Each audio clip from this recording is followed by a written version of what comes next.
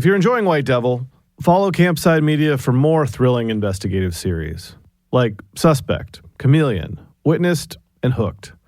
Just go to campsidemedia.com/join.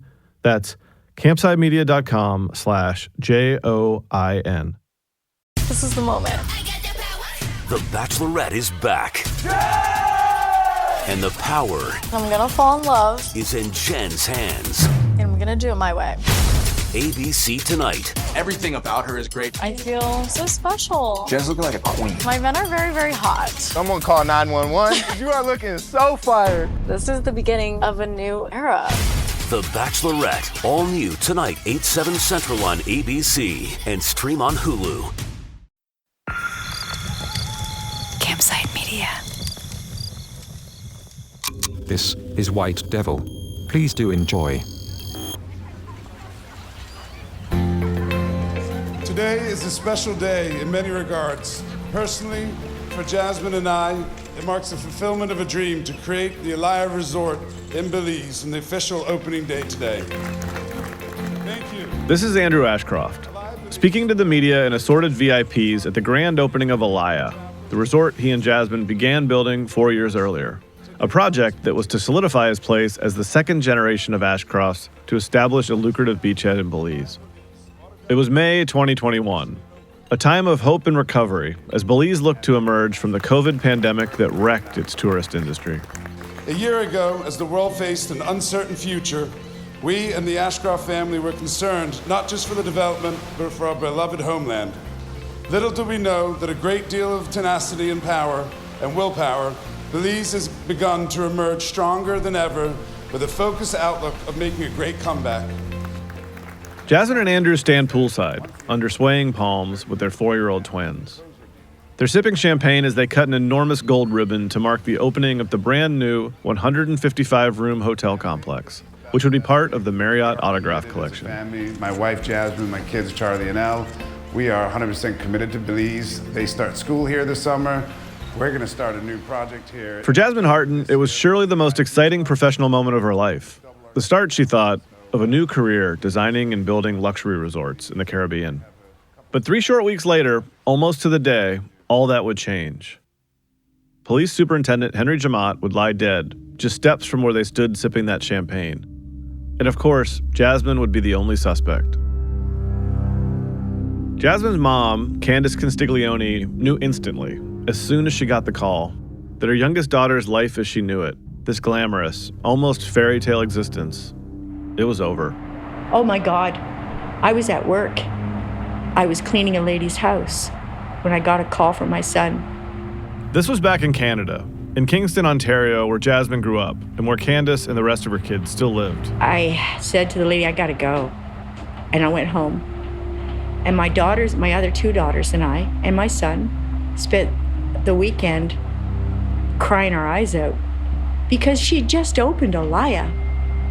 And I'd been with her in conversation for 4 years as she's designing it, getting all the fabrics and all this and that, and like 4 years of work. And she finally opened it, and I was so proud of her. And then May 28th, the accident occurred in her front yard, for God's sake.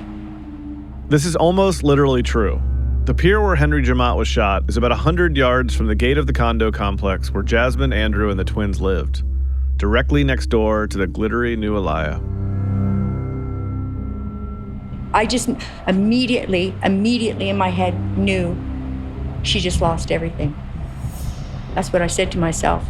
She just lost everything. And I was devastated, beyond devastated for her. The perfect family, the perfect life, all gone in one terrible, tragic moment. But that's not exactly the whole truth either. Jasmine's life blew up that night, no question about it. But what looked so perfect in that video, she and Andrew smiling alongside their adorable babies, poolside at their new resort, wasn't really perfect at all. We were not together for about 1.5 years. Meaning Jasmine and Andrew. That smiley, idyllic image they were showing off, it was all for the cameras. As Jasmine tells it, their romantic relationship had been on the rocks for years. I decided, you know what? I'm just going to stick it out. We were sleeping separate. but keeping the image together for the business and for the children. Because I came from a broken home. You know, my parents got divorced when I was 4. And I just didn't want that for my kids. Of course, compared to her own relationship, a traditional broken home with lingering bad feelings seems almost charming.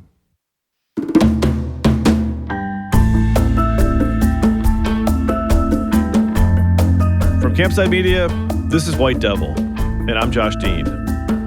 Episode 4, The Unhappy Couple.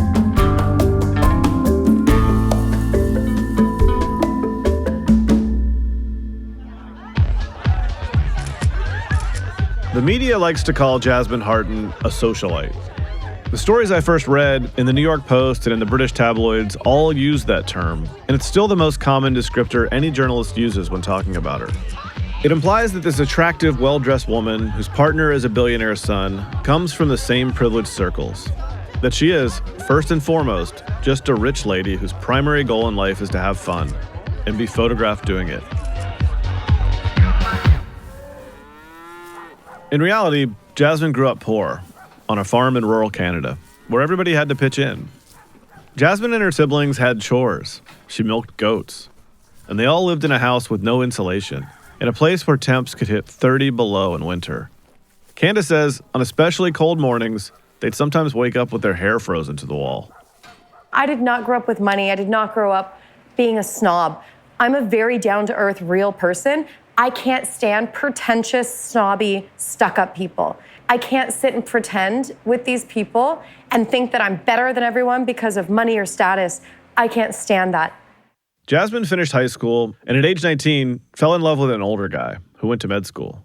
When he finished, they moved to Calgary together and lived well. For the first time in her life, she had money. She was comfortable. We had a beautiful house, like big 7-bedroom house in Aspen Woods in Calgary, a gorgeous area. He was the doctor. I worked at the dental office. Like, we had the picture perfect kind of relationship on the outside, but he was 35, I was 25. And I was getting bored in my life, in my job. I was thinking about going back to school to be a dentist, but I didn't want to commit to school and invest time and money if his plan was to maybe propose and one day marry me and have kids.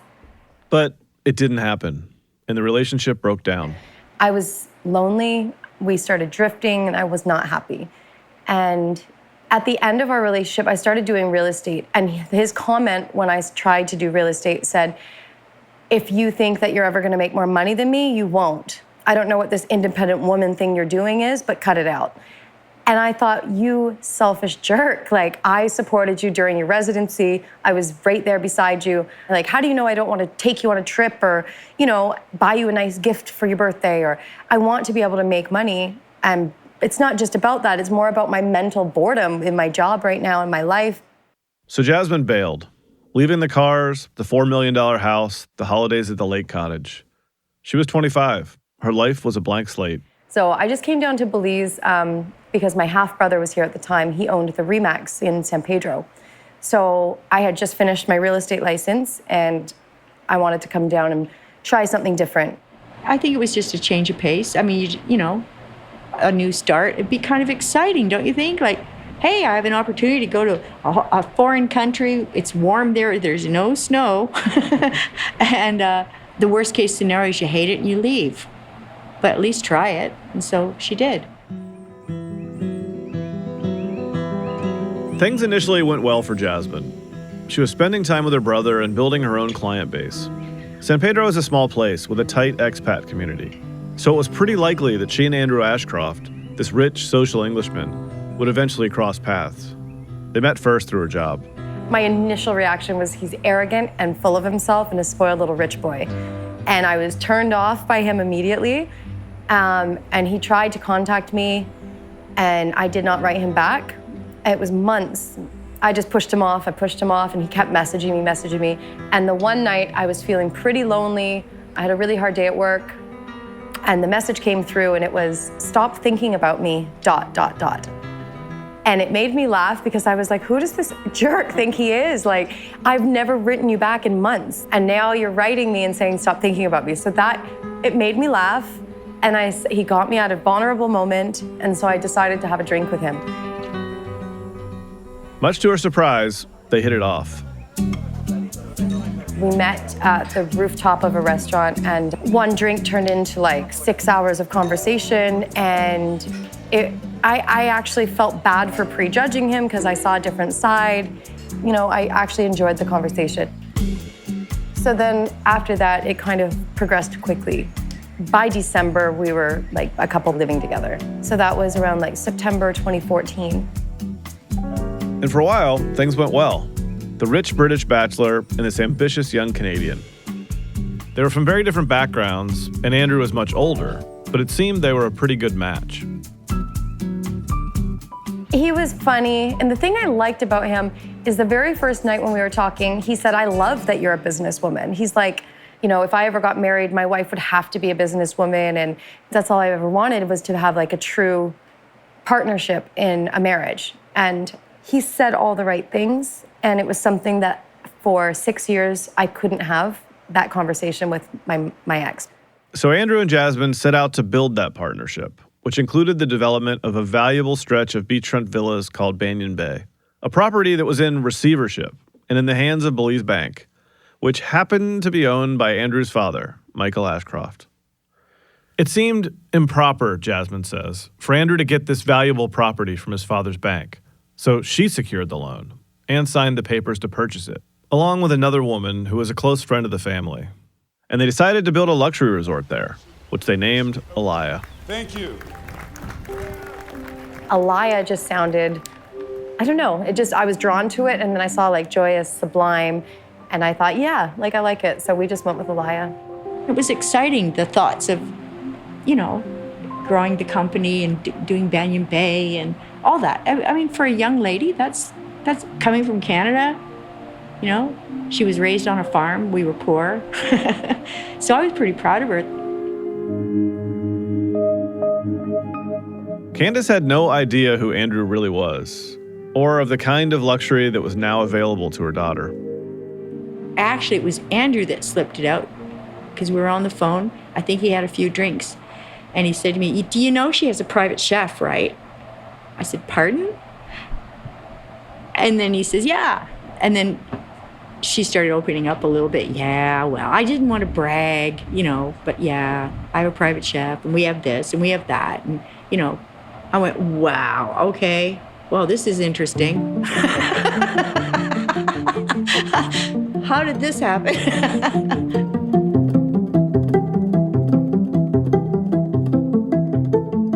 Andrew Ashcroft's parents split in the mid-1980s when he was still a kid. Michael married Susan Anstey, his personal assistant, and then moved to the States to run his companies. His ex-wife Wendy and the kids, Andrew plus his brother and sister, moved to the U.S. too. Andrew went to school in Florida and later studied business at the University of Montana. His early career was very much shaped by his dad, who he's worked with pretty much since graduation in a variety of roles. In the early 2000s, Andrew landed in Turks and Caicos, where his father had several businesses going. Eventually, he handed one of them, a bank, to Andrew to run. Things did not go well. The bank had financed a lot of building work on the islands, but many loans had to be written off as the effects of the 2008 financial crash took hold, and the tourism industry crashed, all while the country became embroiled in a corruption scandal that led to the British imposing direct rule on its former colony. Andrew stepped down from his role at the bank after just a few months. So then he was shipped off to Belize, which made sense. It's where his dad based a large chunk of his business empire, and where his family had a long history, of course. Belize was his last chance to prove to his father that he had grown up and that he's a man now. And the best way to do that is to have a wife and children, that, you know, you prove that you've grown up. He was handed a position at another of his dad's companies, serving as COO of Waterloo Investment Holdings, as well as head of marketing at Waterloo Hospitality. This experience set Andrew up for his next move, as a resort developer with Jasmine Harton, who had become his partner in business and life. I had just found out I was pregnant, July of 2016. I think I was actually like 6 weeks pregnant, yeah. And I went to Canada because Zika virus was going around, and everyone's freaking out about microcephaly, the shrunken head thing with the babies. So I took off and I went to Canada. Andrew stayed behind in Belize. He was planning to propose to me. I didn't know that. He booked a property on Alexandra Bay, the Thousand Islands, which is about a 30, 40-minute drive from my hometown.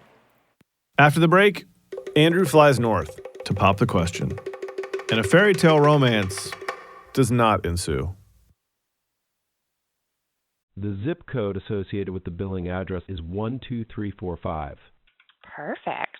Oh, 12345 for the zip code? That's me, on the phone with customer service. Well, actually, it's not me. It's a clone of my voice, powered by AI. Okay, fine. That was also a voice clone. This is me, Evan Ratliff, for real. And this is Shell Game, a podcast about what happens when I set an artificial version of me loose in the world. Search for Shell Game wherever you get your podcasts. So, Robert, tell the people, what's a pretendian? It's just what it sounds like, Angel, a pretend Indian. Pocahontas, she of the great tribal heritage. What tribe is it? Let me think about that one. Someone who fakes being one of us? Pretend Indians are all over the damn place. You can't get away from them. Someone who impersonates a native. And we're not talking about the college girl who wears a feather headband to a Halloween party. No. We're talking about real scammers and con artists. My 6 children with blonde hair and blue eyes, they all have their Indian card. There are pretendians teaching at universities, pretendians running governments, pretendians in Hollywood. For years, Danielle Smith has claimed that she has indigenous heritage. On our new podcast, Pretendians, we'll tell you the incredible story of these jaw-dropping frauds. The people that don't believe I'm native, they can kiss my Indian ass. Who are they? Why do they do it? And how the heck do they keep getting away with it? Listen to Pretendians on Spotify or wherever you get your podcasts. You're listening to White Devil from Campside Media. In 2016, apparently ready to settle down, Andrew rented a beautiful beach house in Alexandra Bay, which is in upstate New York, but just a short drive from Jasmine's hometown across the border in Canada. Why not just go to her in Canada? He couldn't. A DUI arrest in Florida meant that Andrew was not allowed to cross the border. So instead, they met in Alexandra Bay, and Andrew officially proposed to Jasmine, who was 6 weeks pregnant at the time. She said yes, but it wasn't long before the cracks started to show. Like during the course of the pregnancy, he just was never there, and he was just getting drunk every single day, parties at the house while I'm pregnant alone in Canada. And when Andrew finally got a temporary exemption from that travel ban and was able to visit his pregnant fiancée in Canada, he basically used me as a designated driver so he could just get completely wasted. He was there at the hospital once, and he was supposed to come in for my ultrasound, and he said he didn't want to come in. I asked him to please rub my feet the one day, and he said, "Don't we pay someone to do that?" And that's not all. He wasn't there for the birth. No, he missed the birth of the kids because he wanted to go back and party for New Year's. And I told him, please don't go. Like, I know these babies are coming. So I had like 11 pounds of baby. I was 2 centimeters dilated. I was ready to go. So I begged him to not leave, and he left anyways. As I've mentioned, we gave Andrew an opportunity to provide his version of events about his heavy drinking, his abusive tendencies, his absence during the pregnancy, all of it. But through his attorney, Andrew declined to comment, asserting that ongoing court proceedings prevent him from addressing these claims, and that the relevant courts would, quote, take a very dim view of our client providing information to the media in advance of the hearing about those matters relevant to the proceedings, end quote. Anyway, at the time, Jasmine was pragmatic, realistic. She wanted to make it work, even if, deep down, she knew it never would. At this point, I had given up on like true love, to be honest. I thought, all these people that say they're happily married and they've been like happily married 30 years, like I don't believe it. I think that it's a business arrangement, or they each have, boyfriends or girlfriends on the side, or they have some kind of, I just didn't think it was true. I didn't believe in it. I thought, you just settle. I'm like, you know what? We get along most of the time. He leaves me alone. I have my freedom, he has his freedom. So maybe I just do this thing with the kids and, I knew I wasn't gonna be with him. And that engagement never turned into wedding plans. He kept asking over the years when we'll get married. I stopped wearing my ring years ago. Like in 2018, I stopped wearing my ring. This is not the impression anyone would have gotten at that opening of the Alaya you heard at the top of the episode. The public perception was that Jasmine and Andrew were a couple. That was better for the business and the kids. Hippolito, our local stringer, says this isn't exactly an unusual thing. It's one of those common thing in Belize whereby you have a common relationship. Things don't work out, but you share children. So you stay together for the children. But it was a tricky relationship. In 2018, Jasmine moved back to Canada for a bit. She alleges that Andrew drank too much and that there was abusive behavior. She thought very seriously about leaving him and says that Michael Ashcroft himself was in favor of the idea. He even engaged a lawyer on her behalf. Candace also remembers this time, and not fondly. I mean, the man was so cruel to her. Like, he did so many bad things. Apparently when she would confront him about it, like the next day, he would say things like, "Oh, that was yesterday. It's over. It's a new day." It's a new day. And yet, she decided to give him a second chance. Andrew seemed to be making progress and was committed to improving himself. I've seen texts and emails between them where he's promising to change his ways. So Jasmine gave him another shot at being a father, to keep the family together, even if she'd basically given up on the romance. He was like really trying to prove that he learned his lesson and he was going to do the right thing.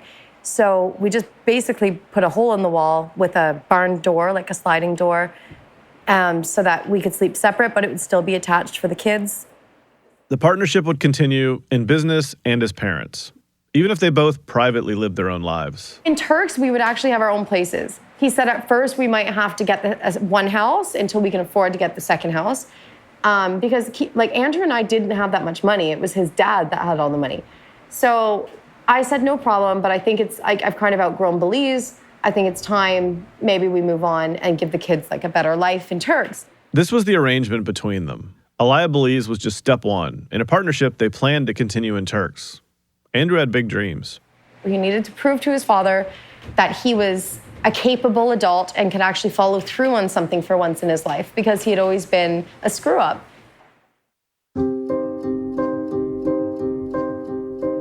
Andrew is very powerful, and he's quite well known in Belize on his own, but especially because of his father. And that offers him a fair amount of protection. I would hear rumors of people who had issues with him, but no one seemed to want to say anything on the record that might backfire. And Jasmine was speaking to us after feeling abandoned by him and his family.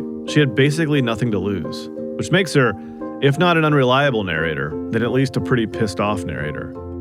Obviously, she can only tell us her side of the story. And Andrew, as we've said a few times now, declined to be interviewed. So I cast a wider net for people who knew him. Finally, a contact put me in touch with someone who knew Andrew back when he lived in Turks and Caicos. So it's good morning there, I guess. Is it Wednesday there? It is Wednesday. It is just coming up to 9:10. Michael Bailey is in Eastern Australia, 300 miles south of Sydney, but he's lived all over. He's got Canadian, British, Australian passports, as well as once having permanent residence in the Turks, where he lived from 1996 until 2011. So you're a resident of the Commonwealth, basically. Well, yeah, it's easy once you're a member of one of those countries to sort of... No, I just collect them. I put them on my mantelpiece, you know. We chatted, and he told me about his time there. I built and developed a condominium hotel. I think we went there in 96, and we opened the hotel in 2001. And in the course of doing this, Bailey met the Ashcrofts. I encountered them because our loan came through what was the Belize Bank at the time. And that was owned by Michael Ashcroft. I was very grateful, actually. He also met Andrew around 2005, when he must have been about 26. Andrew was then working at one of the island's main banks, British Caribbean Bank, also owned by his father. Things were a bit slow around the 2005, 2006. And so we started putting up employees of the bank into the condominium just to have some revenue coming in. So they approached me to take Andrew Ashcroft, who I didn't know, never met. And so he was sent there really as a trainee in the bank. He was there 15 months. So obviously I had lots of times to interact with him. We had beers. Yeah, so I got to know him very well. And Did you have trouble with him as a tenant, or no, he was fine? I personally didn't, but I know my staff did. They were tired of picking up used condoms from the floor. So he was Pig. Entertaining a lot of women. I don't know how many. I mean, I didn't spy on him. I wasn't that interested. Bailey did spend enough time with Andrew to draw some conclusions. You know, he's entitled, he's privileged, but he's not terribly bright. That was my impression. I never met Jasmine. I met some of his girlfriends on the island, and they all looked like Jasmine. He fit, Bailey says, a profile we're all familiar with. It's a character we see all the time in movies. A kind of person, a man, most of us have met at one point or another.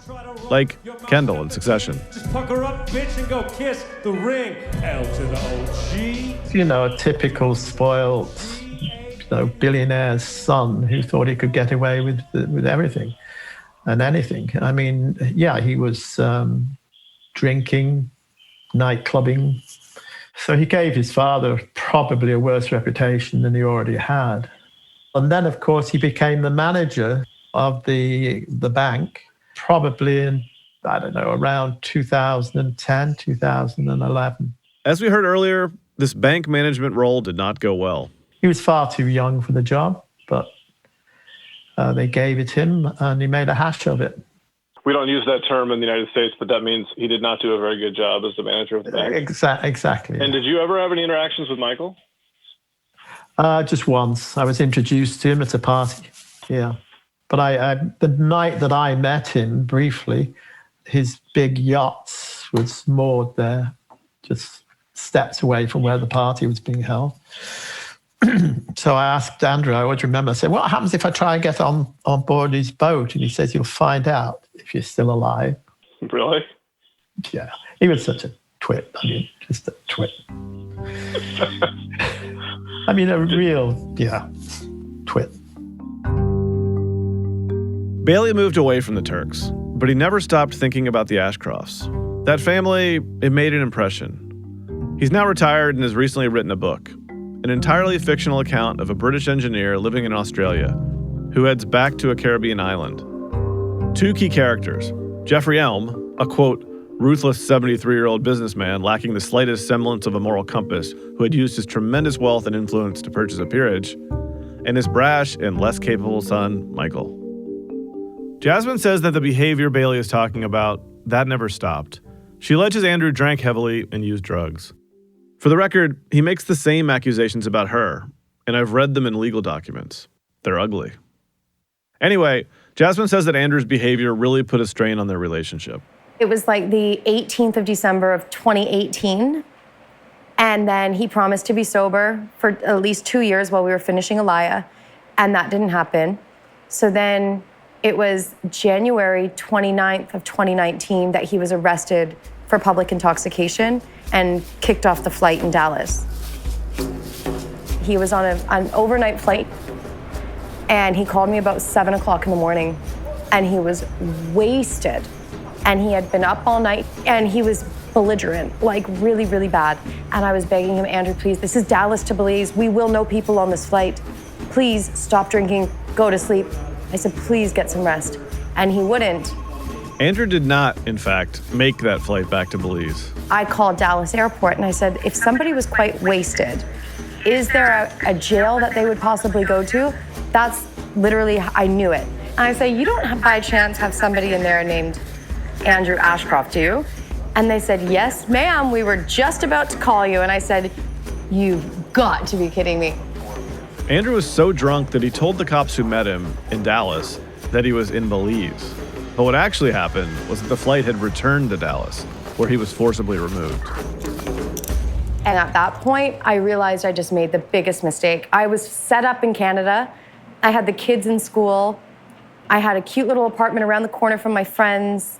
I had the gym that I was going to, right by my grocery store. And I had I was in a really good routine. I was learning my way around this area. I had my hairdresser, my nail place, everything was set up. And I left to give him another chance. And he just got arrested for public intoxication when he promises to be sober. I just felt like the biggest idiot. I felt so foolish. It was embarrassing. I almost didn't even want to tell anyone because they would have said, I told you so. Like, all of my friends said, Jasmine, don't go back. My lawyer said, don't do this. Like, stay in Canada, this guy's dangerous. And I just thought I owed it to my kids and my family to try one more time. And look how that's gone.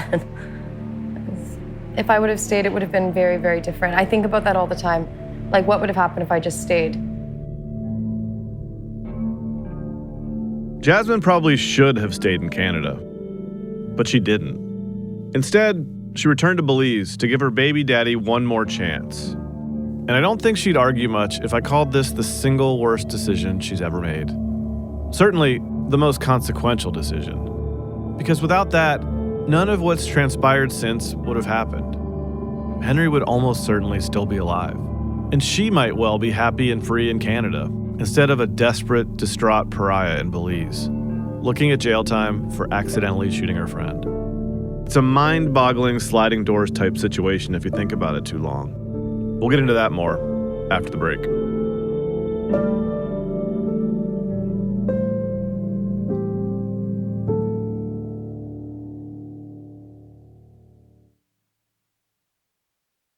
You're listening to White Devil from Campside Media. It seems like a pretty good time to recap the twist that got us here. So, remember this? You're on video. I'm trying to come in to get my things and to see the children. Why won't you let me see the kids, Andrew? Why won't you let me see the children? There's nothing in writing and you're stopping me from coming into my own home. This is the same moment you heard back in episode 2, when Jasmine Harton and her mom attempted to go to Alaya to see her children, only to be turned away. Open this gate. Fucking liar. I want to see my kids. Open this gate. His goal is to literally bleed me dry. That's what the family does. They want you to have zero finances and means to fight back. They want your hands tied behind your back so they can punch you in the face. I have nothing on me. This is ridiculous. This is how Jasmine was feeling about Andrew and his family in the aftermath of the shooting, when, in the summer of 2021, he did the opposite of what everyone expected. He began to distance himself, icing out the mother of his children and making moves to wall her off from everything, including the kids. He wants to take all this and go. He wants to take the kids, go to Turks. His family, they have a horrible reputation in Belize. So his goal in doing this to me is to ultimately get sole custody so he can take the kids and go. His father really only cares about lineage. They don't care about my children, but they care about having the 4th generation Ashcrofts in the Caribbean. I was basically an incubator, and I didn't realize it until recently. This assertion, I mean, who knows? I have to imagine Andrew Ashcroft does love his children, and that Michael Ashcroft loves his grandchildren. But it did seem, as this story developed, that they weren't acting in the twins' best interest. Jasmine just wanted to be a mom, to be with her kids, and Andrew seemed to be doing everything in his power to keep them away from her. If you really care about your 3-year-old kids, it seems cruel to separate them from their mother. The accident came at such a perfect time for him because here I am hanging by my fingertips on the edge of a cliff, and he could have reached down and helped me up. That being the outcome everyone expected. Or he could have said, wait a second, do we really want to help her, or is this a perfect time to bury her and save 30 to 50 million that we'd have to pay her out? Meaning the shares in Alaya and the Grand Colony complex. Jasmine is estimating what her stake in those things should be worth. So they chose to save the money and to completely cut me off, but the world saw that.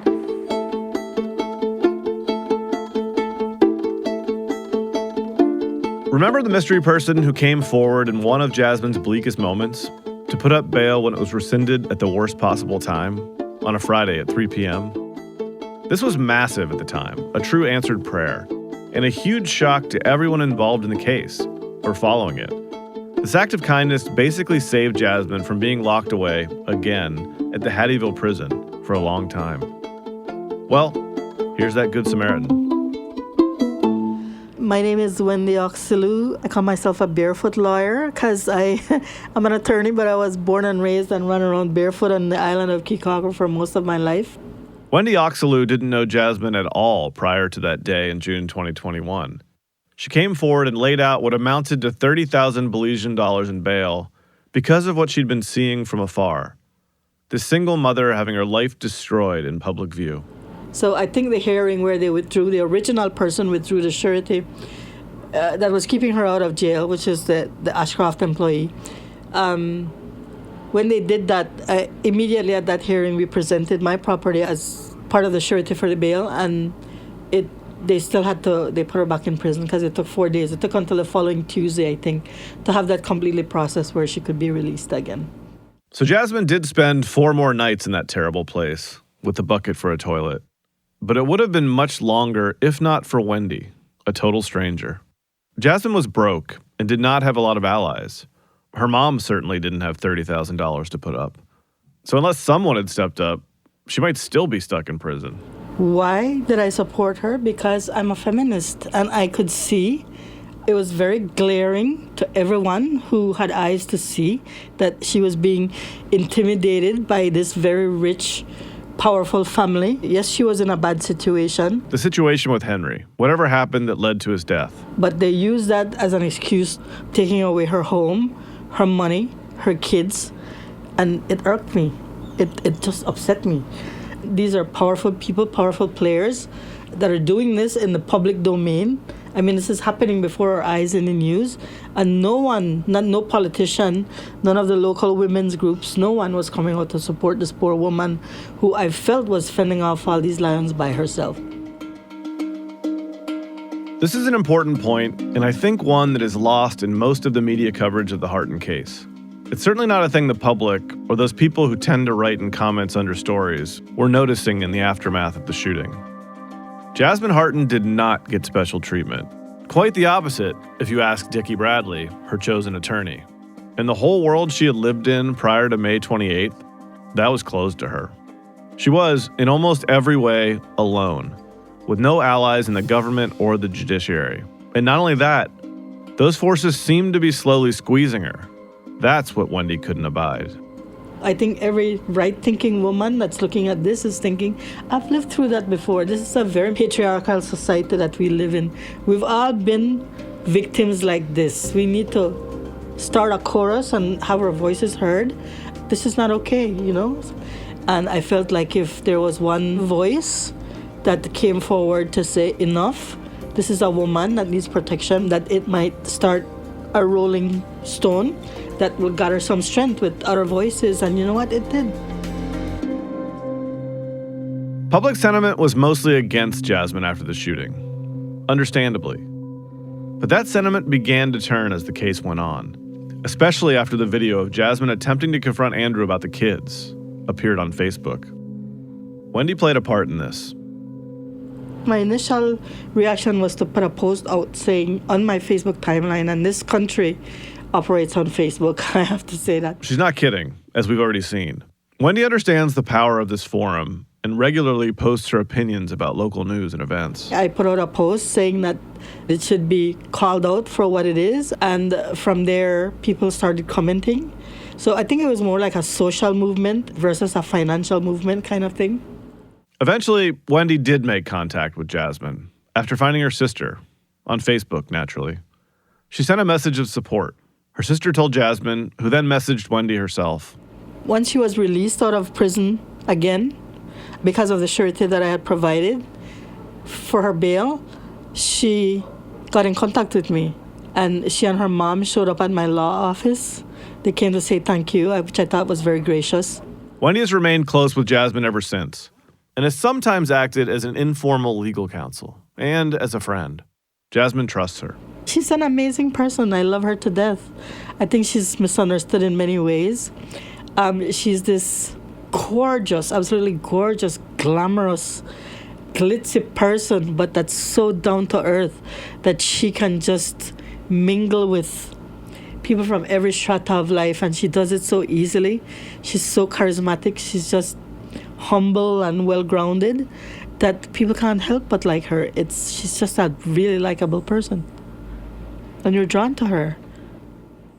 Hippolito remembers people starting to see Jasmine's side of things.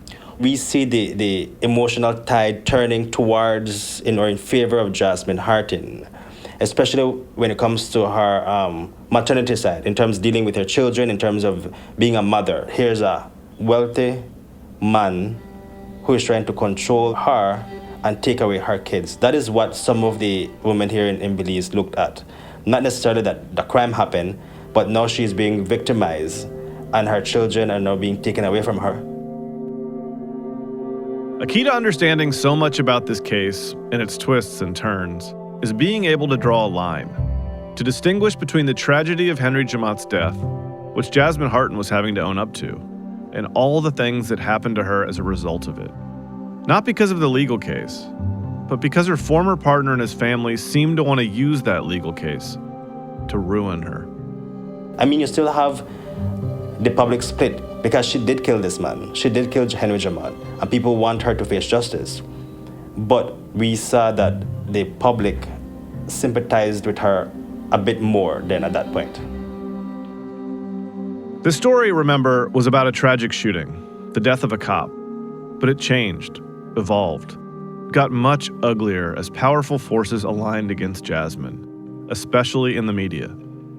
This is because a second battle broke out for Jasmine. This one against Andrew, for custody of her children. Have you met a mama bear? Have you met a mama bear? Try to take her cubs. Go for it. That's next week on White Devil. Under the shade I flourish, under the rocks and stones. White Devil is a production of Campside Media in association with Olive Bridge Entertainment. The show was written and reported by me, Josh Dean, with the series producer, Joe Barrett. Desert island, all alone. The story editor and sound designer is Mark McAdam, who also provided original music. Additional sound design by Joe Barrett. Studio engineering by Ewan Leitrim-Ewan. Our closing theme is Under the Shade I Flourish by Chris Halton and New Manhattan, including Eli Carvajal, Ava Carvajal, and Louis Cherniavsky. This episode was fact-checked by Sarah Ivry. Additional research by Emma Siminoff and reporting in Belize by Hippolito Novello. Artwork by Anthony Garace. A special thanks to our operations team, Doug Slaywin, Ashley Warren, Sabina Mara, Emma Siminoff, Destiny Dingle, and David Eichler. Campside Media's executive producers are Vanessa Gregoriadis, Adam Hoff, Matt Scher, and me, Josh Dean. At Olive Bridge, the executive producer is Will Gluck. If you enjoyed our show, please rate and review it on Apple Podcasts or wherever you're listening. It really does help other people find the show. And here's a thought. Maybe tell a friend to check out White Devil while you're at it. Anyway, thanks for listening. We'll see you next time.